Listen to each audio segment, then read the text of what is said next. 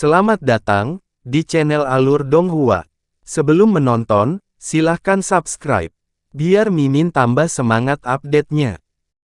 Setelah melirik segala sesuatu di depannya, Han Li tidak bisa menahan ekspresi aneh dan bergumam, ini lembah kedalaman.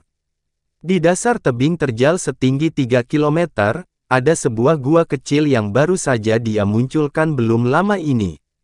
Markis Nanlong dan Lu Weiying berdiri berdampingan saat mereka melihat pemandangan di depan mereka, keduanya memasang ekspresi aneh. Ada pegunungan besar di depan, dengan pegunungan yang tak terhitung jumlahnya dengan berbagai ukuran. Itu menjangkau sejauh mata memandang. Selain itu, dunia yang mengelilingi, memiliki area yang bersinar dengan cahaya pelangi, baik itu langit atau bumi. Area cahaya pelangi berbagai ukuran, dan beberapa mencapai beberapa kilometer, menutupi langit, sedangkan yang kecil hanya berukuran sekitar 1 meter, dan bersinar dengan pancaran yang lebih lemah, tetapi semuanya sangat indah. Apa yang menyebabkan Han Li dan yang lainnya tercengang bukanlah awan cahaya, tetapi sifat kacau dari indera spiritual di sekitar mereka. Terlepas dari atribut ki spiritual, semua berbaur bersama dan memberi orang perasaan tidak nyaman, seolah-olah dunia akan menyerang mereka dengan satu gerakan. Markis Nanlong menghela nafas setelah mengingat kembali pikirannya dan berkata, tempat ini pasti tempat para pembudidaya kuno bertempur. Ki spiritual duniawi hancur total di sini, itu akan berpengaruh pada salah satu teknik kami. Han Li tersenyum kecut dan menunjuk ke langit. Itu hanya masalah sekunder. Itulah yang akan menjadi yang paling menyusahkan. Sekitar 1 kilometer di langit, ada sekelompok busur cahaya putih sepanjang lebih dari 10 kaki yang mengambang di sana. Itu sangat mengejutkan Markis Nanlong dan Lu Weiying ketika mereka melihat dengan jelas apa itu. Lu Weiying berteriak dengan heran, bagaimana bisa ada begitu banyak air mata spasial? Dan bagaimana mereka bisa mengembara? Ekspresi Markis Nanlong juga menjadi tidak sedap dipandang. Setelah menyadari perubahan ekspresi Markis Nanlong, Han Li terkekeh dan berkata, ini sudah bisa diduga. Karena ini adalah medan pertempuran para pembudidaya kuno, seharusnya ada lebih banyak air mata spasial di sini daripada di luar. Kenapa lagi begitu banyak kultivator Naschen Soul masuk tidak pernah kembali? Kita hanya bisa mengandalkan peta Master Changkun di jalur depan atau yang lain. Kakak Han memang masuk akal. Kami pasti tidak bisa mengambil risiko apapun dan melangkah keluar jalur. Jika tidak, mungkin ada air mata spasial yang tidak terlihat di sana. Namun, masih banyak yang harus ditakuti dari air mata spasial yang mengembara, tetapi selama memperhatikannya, seharusnya tidak menimbulkan banyak bahaya. Setelah mengatakan ini, Markis mendapatkan kembali ketenangannya. Lu Weiying dengan tegang mengerutkan kening saat dia menatap yang lain dipenuhi dengan air mata spasial. Dia dengan termenung menyebutkan, namun, jumlah air mata spasial ini lebih dari 10 kali lebih besar dari yang ada di luar. Kata-kata itu hanya berlaku jika air mata spasial yang tak terlihat juga tidak berkeliaran. Jika air mata spasial yang tak terlihat berkeliaran dan menyebar seperti yang terlihat, maka peta Master Changkun mungkin juga tidak terlalu aman. Ketika Han Li mendengar ini, dia tercengang dan menoleh. Cahaya biru bersinar terang dari matanya saat dia melirik ke area yang jaraknya lebih dari 300 meter, menemukan busur cahaya samar yang mengambang tanpa bergerak di sana. Dia menjadi tenang setelah melihatnya sebentar. Tapi kemudian, saat dia merenungkan tentang apakah dia harus membocorkan informasi ini atau tidak kepada dua orang lainnya, Markis Nanlong dengan ragu-ragu berbicara seolah-olah salah paham tentang pemikiran Han Li karena khawatir, kalian rekan Daois tidak perlu khawatir. Air mata spasial yang tak terlihat tidak bergerak. Master Changkun telah menyebutkan ini dalam catatannya. Semangat Lu Weiying bergerak dan dia dengan curiga bertanya, apakah saudara Nanlong yakin? Bagaimana Master Changkun mempelajarinya? Markis Nanlong memandang keduanya dan dengan tenang berkata, saudara Lu harus menyadari bahwa di masa lalu, Tuan Changkun menderita luka parah. Itu harus menjadi pertanyaan bagaimana dia bisa dengan aman meninggalkan lembah Devil Vault. Dengan mengandalkan teknik yang telah dia kembangkan, dia dapat merasakan lokasi air mata spasial sebelum meninggalkan lembah. Bagaimana lagi dia bisa meninggalkan lembah dengan luka yang begitu parah? Setelah mendengar ini, lelaki tua itu merasakan gelombang kelegaan. Ada teknik seperti itu di dunia ini. Kalau begitu, bukan karena keberuntungan Master Changkun bisa melarikan diri dari lembah Devil Vault. Ekspresi Han Li juga bergerak dan dia menghela nafas lega. Kekhawatiran Markis Nanlong memudar setelah melihat ini. Dia takut kedua anggota partainya akan berniat mundur. Dia sangat khawatir tentang Han Li yang menurutnya sangat sulit dibaca. Karena Han Li akan menjadi kekuatan utama dalam pertarungan melawan kodok api kuno, dia perlu meyakinkannya untuk maju. Dengan ekspresi tegas, Markis lalu berkata, "Ayo pergi. Menurut catatan, kita tidak bisa terbang terlalu cepat dan akan memakan waktu sekitar 1 hari perjalanan sampai kita tiba di sarang kodok api kuno. Hati-hati dalam perjalanan ke sana." Han Li samar-samar tersenyum dan berkata, "Rekan Taois Nanlong harus khawatir tentang menjaga diri sendiri. Rekan Taois Lu dan saya akan menjaga diri kami dengan hati-hati." Pak Tua Lu mengangguk setuju. Puas, Markis Nanlong berkata, "Kalau begitu mari kita berangkat. Kami telah menyia-nyiakan cukup banyak waktu." Dia kemudian mengenali sikapnya dan membungkus dirinya dengan bola cahaya sebelum terbang perlahan. Han Li dan lelaki tua itu saling memandang dan juga mengudara. Mereka mengikuti Markis Nanlong tanpa mengambil langkah keluar jalur. Jika mereka terbang bahkan beberapa meter dari jalurnya, mungkin saja mereka bisa mengembara ke celah spasial dari batasan kuno. Dengan demikian, partai itu tidak diragukan lagi berhati-hati. Jalan yang diambil di sepanjang jalan itu sangat aneh. Ada saat-saat itu akan lurus dan yang lain di mana itu akan bergerak dalam satu lingkaran. Tapi terlepas dari itu, mereka akan berhenti setiap 2 jam dan memastikan lokasi mereka sebelum melanjutkan. Selain itu, Markis Nanlong tidak melihat slip batu giok di jalan. Jelas dia sudah hafal jalannya. Han Li mempertahankan penampilan netral, tetapi dalam perjalanan, dia mengingat setiap langkah dari jalan kembali. Dengan demikian, jika ada perkembangan yang tidak terduga, dia akan memiliki jalan untuk melarikan diri demi hidupnya. Dia memperhitungkan bahwa Lu Weiying kemungkinan besar melakukan hal yang sama.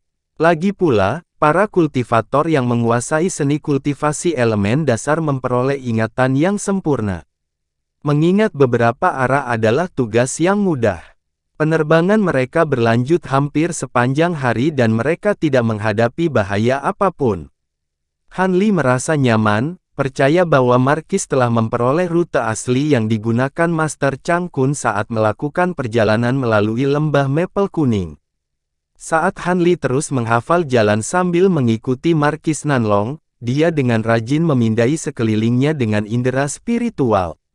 Dia memperhitungkan bahwa dia menemukan setidaknya 4 area yang dijaga dengan batasan yang ketat di sepanjang jalan.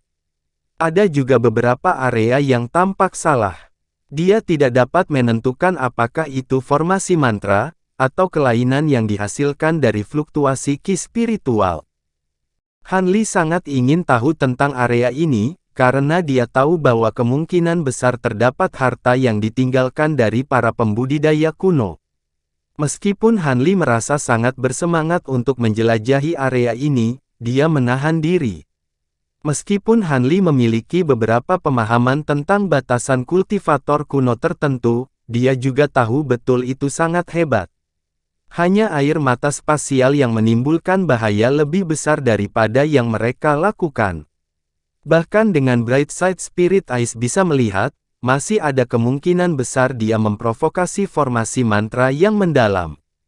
Saat ini, harta kuno biasa tidak lagi menggoda dia. Setelah memasuki lembah, selama dia mendapatkan inti dari kodok api kuno, harta sisa dari pembudidaya kuno, buah roh Kindle, dan Silver Tile Star, dapat dianggap bahwa dia telah menuai keuntungan besar. Dengan mempertimbangkan keuntungan dan kerugiannya, Han Li mengabaikan niat melakukan sesuatu yang berbahaya. Kemudian, pandangannya tertuju pada Lu Weiying. Pria tua itu memasang ekspresi cemberut dan dia sesekali melirik ke kejauhan.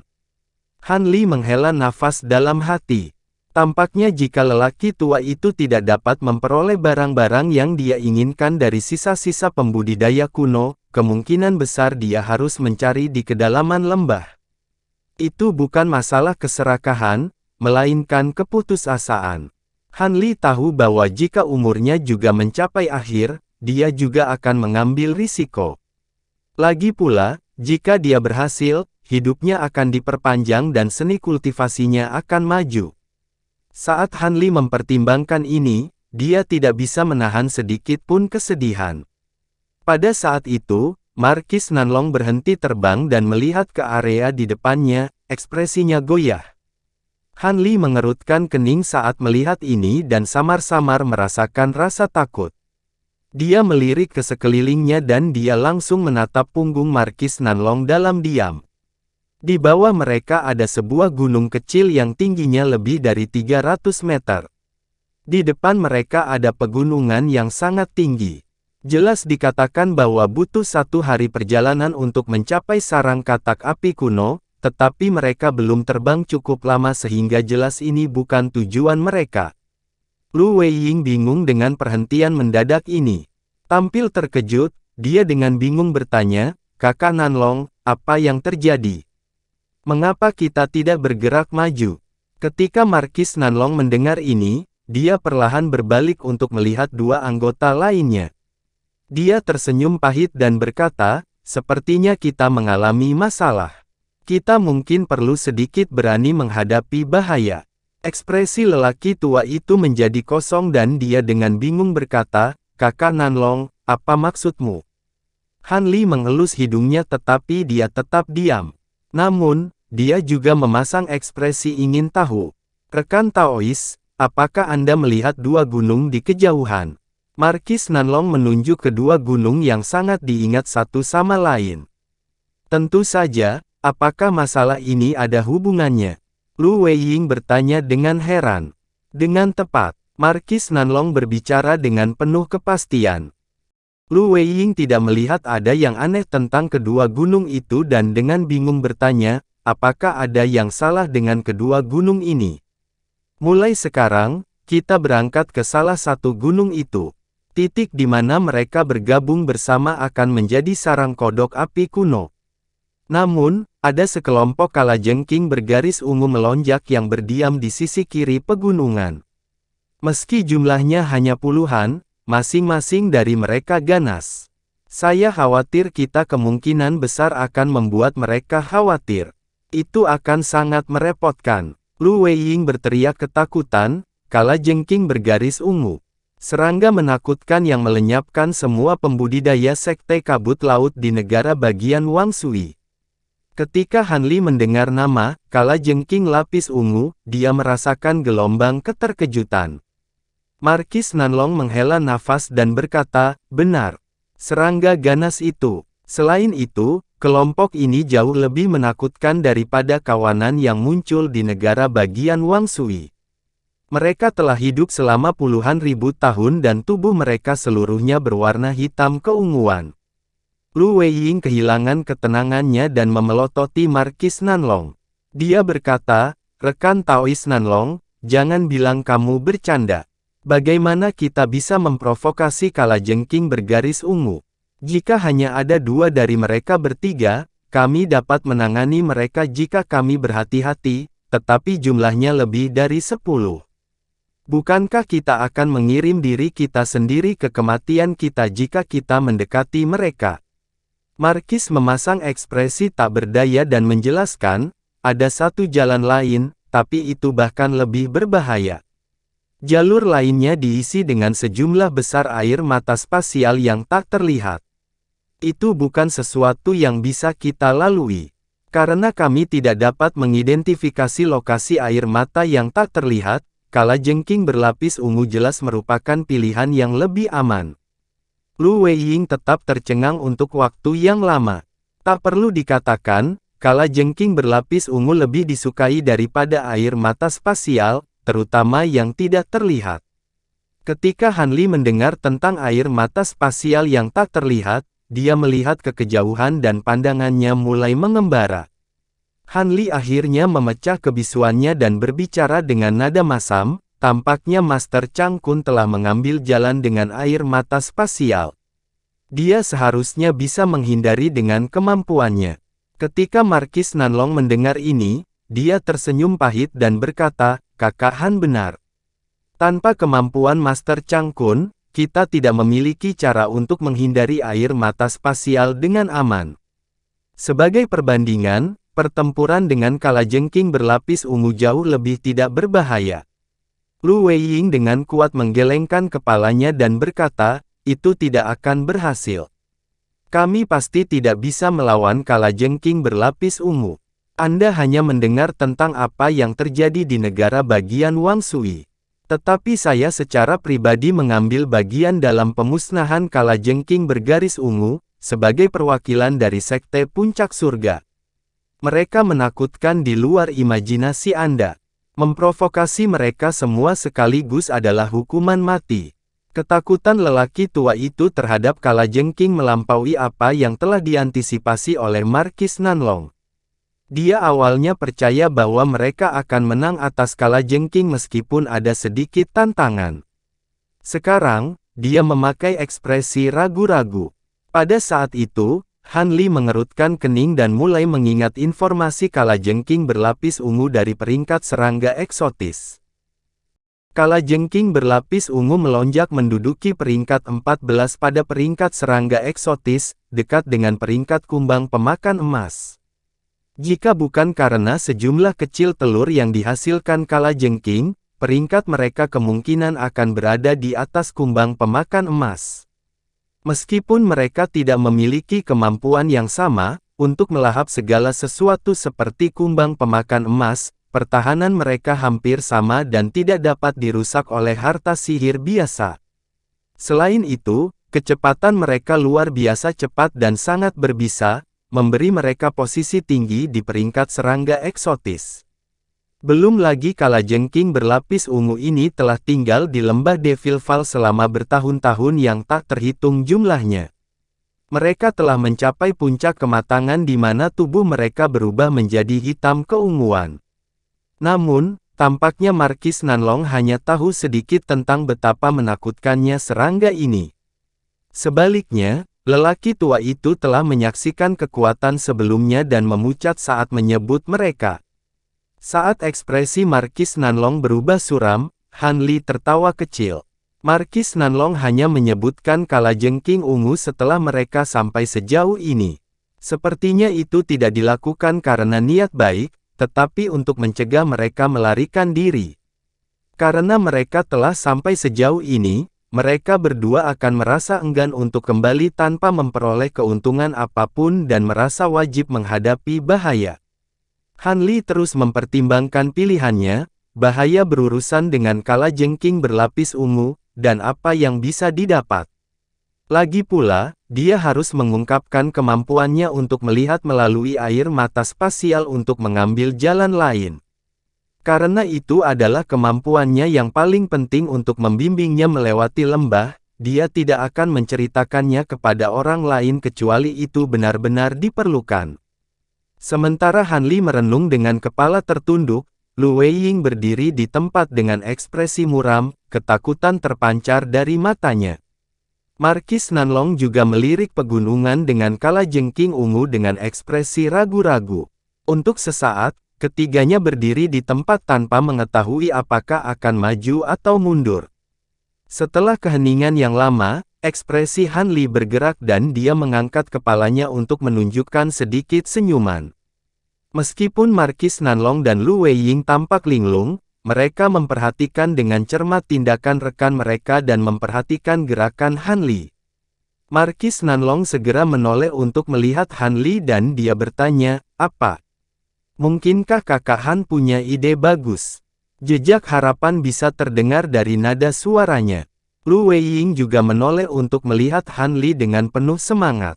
Namun, Han Li tidak segera menjawab, dia mengambil kantong penyimpanan, mengeluarkan botol hijau kecil. Dia bertanya, pernahkah kalian berdua rekan Daois mendengar tentang 10 racun tertinggi? Lu Weiying berkata dengan kaget, 10 racun tertinggi. Saya pernah mendengarnya sebelumnya. Saya mendengar bahwa mereka memiliki racun yang tak terbayangkan. Bahkan jika pembudidaya seperti kita melakukan kontak dengan racun, kita bisa segera berakhir. Saya telah mendengar bahwa Wei Wuya terutama mengolah teknik berbisa, memungkinkan dia untuk memanfaatkan salah satu dari 10 racun tertinggi, racun mayat. Ketika pembudidaya lain melawannya, mereka tidak berani terlalu dekat dengannya atau mereka akan berisiko binasa. Markis Nanlong melihat botol kecil di tangan Han Lil dan dengan cepat berkata, namun, saya mendengar bahwa beberapa dari 10 racun tertinggi memiliki kegunaan ajaib lainnya selain mematikan. Mungkinkah rekan Daois Han memiliki salah satu racun ini? Han Li mengangkat botol kecil itu dan menjelaskan, sepertinya aku tidak perlu mengatakan apapun. Anda sudah menebaknya. Botol ini berisi salah satu dari 10 racun tertinggi, Jadedov. Dikatakan bahwa racun ini dimurnikan dari air liur burung iblis dengan paruh giok. Kakak Han ingin mengatakan, jejak kebahagiaan muncul di wajah Lu Weiying. Han Li segera menjawab, kalajengking berlapis ungu mungkin tahan lama, tapi selama kita menggunakan racun untuk menjauhkan mereka dari pegunungan, itu akan memberi kita kesempatan untuk menyeberanginya. Bagaimana kita bisa menarik mereka pergi dengan racun? Ah, hehe, saya lupa bahwa rekan Daois ahli dalam teknik boneka.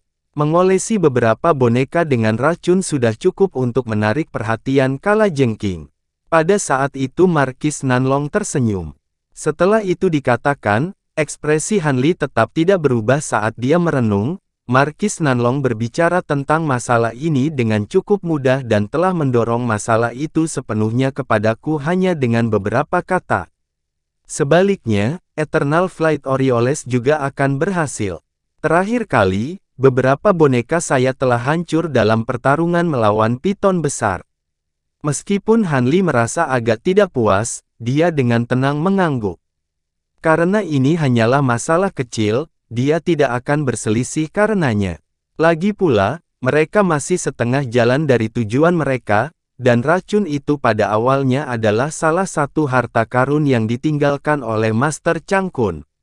Dengan pengalaman pengobatan Han Li mengenali racun itu dengan satu bau dan dia segera membuangnya. Sekarang dia memikirkannya, sangat mungkin Master Chang Kun telah meninggalkan racun dalam persiapan untuk menghadapi kalajengking bergaris ungu. Namun, sepertinya Master Chang Kun terlalu penuh kasih sayang dan keluar dari karakter untuk memikirkan skema setiap langkah agar keturunannya mendapatkan harta karun.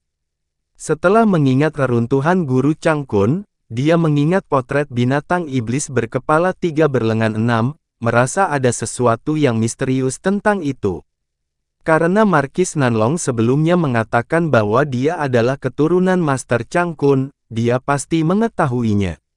Tapi terlepas dari apapun yang salah, Han Li hanya peduli untuk mendapatkan inti dari kodok api kuno.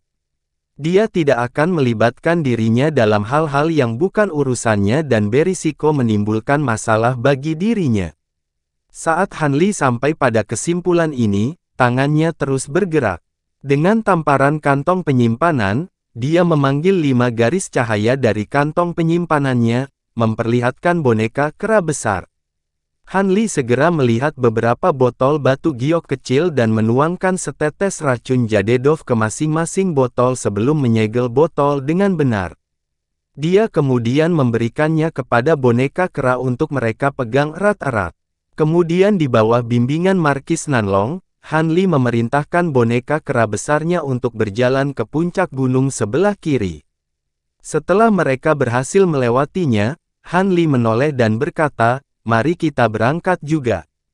Kita tidak bisa terlalu jauh dari boneka. Saat boneka menarik kalajengking, kita harus bergerak secepat mungkin melintasi gunung atau kita akan kehilangan kesempatan. Markis dan lelaki tua itu mengikuti boneka kera di sampingnya. Boneka kera tiba di puncak gunung. Han Li dan yang lainnya berada beberapa kilometer jauhnya dalam persembunyian. Pada saat itu, boneka kera menggunakan seluruh kekuatannya untuk menghancurkan botol-botol kecil di tangan mereka. Tiba-tiba, bau busuk segera menyebar ke seluruh gunung dan boneka kera terbang ke salah satu sisi gunung.